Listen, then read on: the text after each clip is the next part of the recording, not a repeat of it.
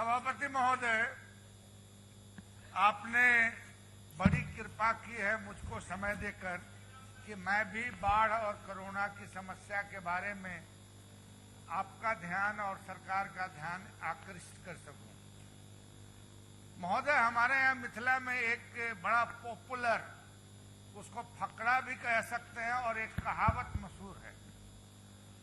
वो कहावत है कि मैथिली में बोलते हैं कि थेथरा रे थेथरा की करे छी, लात जूता खाई छी निके रही छी। ये हमारे यहाँ मिथिला में ये है महोदय। अब महोदय, अब चूंकि लगता है कि हम लोग तो एक तरह से आदी हो गए हैं बाढ़ से, इस वजह से कि हर साल बाढ़ आना है। बाढ़ आई, घर डूबा, आदमी मरा, नाव नहीं है, खाना नहीं है, सड़कें टूटी हैं, लोग छप्पर पे पनाह लिए हुए हैं, सांप कट्टी से लोग मर रहे हैं, पानी में डूब के मर रहे हैं। ये कोई एक साल का, इसी साल का ये नहीं है, हर साल होना है। और इस समय विधानसभा में इस पे स्पेशल डिबेट हो जाता है, और फिर अगले साल फिर वही बार, फिर वही ये। महोदय, अब मैंने इसलिए कहा कि हम लोग आदी बन गए। अभी तो ऊपर नीचे दोनों सरकार, और हमारे माननीय मुख्यमंत्री जी अक्सर कहते रहे हैं, और यह बात सही भी है कि इस बार तो वर्षा हुई है जिसके वजह से भी नदी में उबाल आ गया। मगर हमारे यहाँ महोदय, जब नेपाल पानी छोड़ता है तो हमारे यहाँ बारिश नहीं होने के बावजूद हम जो है बाढ़ पीड़ित हो जाते हैं। अब बाढ़ पीड़ित जब हो जाते हैं हम, तो हर साल, चाहे मेरी सरकार हो, आपकी सरकार हो, इनकी सरकार हो, वही रोना, और ये निदान कर रहे हैं, ये 1 क्विंटल बांट रहे हैं, तो ये 6,000 रुपया बांट रहे हैं, मगर जान का कोई मोल नहीं है। जो महिला को नाव नहीं मिला डिलीवरी के लिए केवटी में, असराहा में, वो केला का थम पे बनाकर हॉस्पिटल जा रहा है। वो लोग, जो लोग खाने को मोहताज हैं, उनको आप कम्युनिटी किचन चलाकर उसमें आप कितने आदमी को खिला पाइएगा।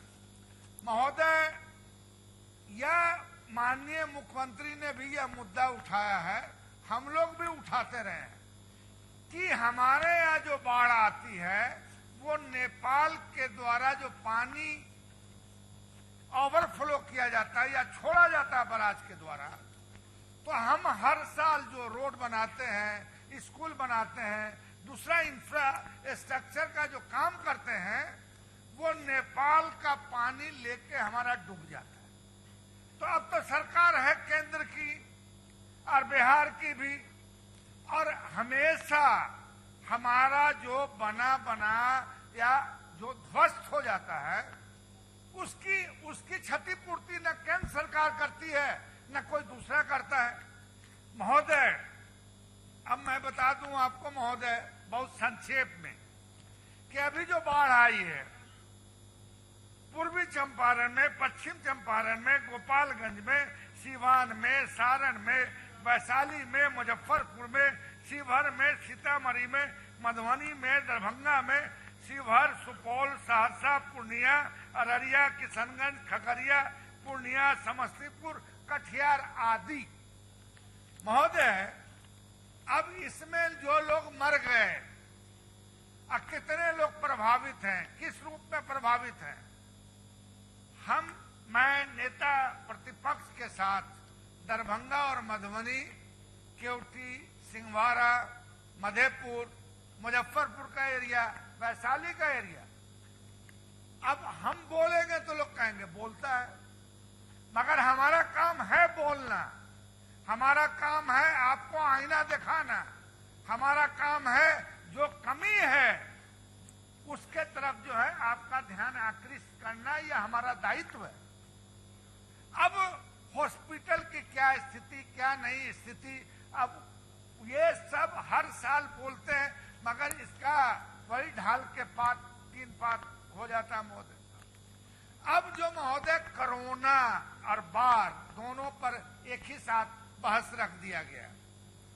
महोदय, यह दुनिया में ये बीमारी आई है, ठीक बात है, मगर क्या है कि जब भी कोई आफत या कोई महामारी आती है देश में, तो यह महामारी और यह आफत न जात देखता है, न धर्म देखता है, न ऊंच देखता है, न नीच देखता है।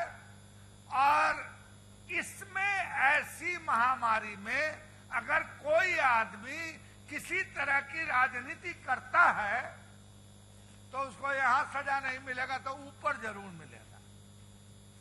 अब महोदय, मैं कहना नहीं चाहता था, बड़ा दुखी मन से कहना पड़ता है।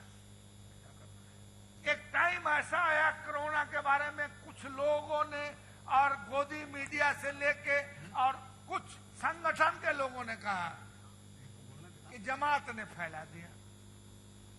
अब कौन कौन जमात वाले से कौन कौन लोग प्रभावित हो रहे हैं, पुजारी भी हो जा रहे हैं, गृह मंत्री जी भी हो जा रहे हैं, फलाने मंत्री भी हो जा रहे हैं। तो अरे जमात को भी हो सकता है, पुजारी को भी हो सकता है, हमको भी हो सकता है, आपको भी हो सकता है। इसमें बीमारी या राष्ट्रीय आफत कोई भेदभाव नहीं देखता है। मगर जो लोग इस तरह का निकृष्टतम काम करते हैं उनको कोई दर्द नहीं है महामारी खत्म होने से। महोदय, आप भी तो औरंगाबाद के, जो पहला टाइम था लॉकडाउन का महोदय, मैंने सारी तस्वीर संग्रह करके रखा कि भाई औरतें चल रही है रोड पर प्रसव करती हैं और फिर उठ के 60 किलोमीटर चल जाती है। 12 साल की बच्ची करीब 1400 किलोमीटर चल के आती है। डेस्टिनेशन पॉइंट पर पहुंचना होता है, 19 किलोमीटर पहुंचना है, मर जाती है। बेगूसराय का आदमी आता है दिल्ली से, बनारस में दम तोड़ देता है। जो लोग सफर में मर गए, किस तरह से मर गए, यह आपसे छुपा हुआ नहीं है महोदय। महोदय, अब मैं इतना ही कहूंगा कि जो कोरोना है इसका फैलाव होगा और इसका फैलाव जब होगा तो हम लोग तो कह रहे हैं कि अब यहाँ जो हम लोग बैठे हैं हुजूर, सुना अभी कि 4 आदमी का निकल गया पॉजिटिव, यहाँ जो जांच कराया है। अब फिर हम लोग फाइनली जाएंगे तो कितने आदमी का निकलेगा वो अलग बात है। मगर बीमारी में कोई भी किसी तरह का राजनीति करता है तो हम हो या आप हो या कोई हो, उससे बड़ा गंदा आदमी कोई दूसरा नहीं हो सकता। इस वजह से कोरोना में सांप्रदायिक सौहार्द से, मिल्लत से, हिम्मत से और एकजुट होकर राष्ट्र को एक साथ होकर जब लड़ाई लड़ेगा कोरोना का तो मरेंगे मगर हम समाप्त किया जाए।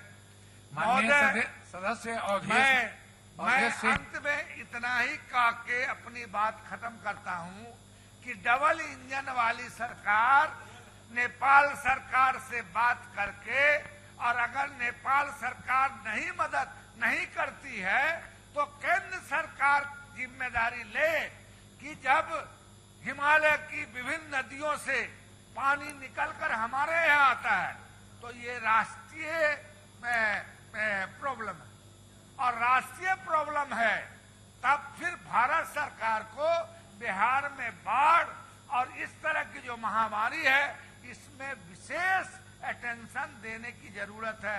यही कहकर हम अपनी बात खत्म करते हैं। धन्यवाद।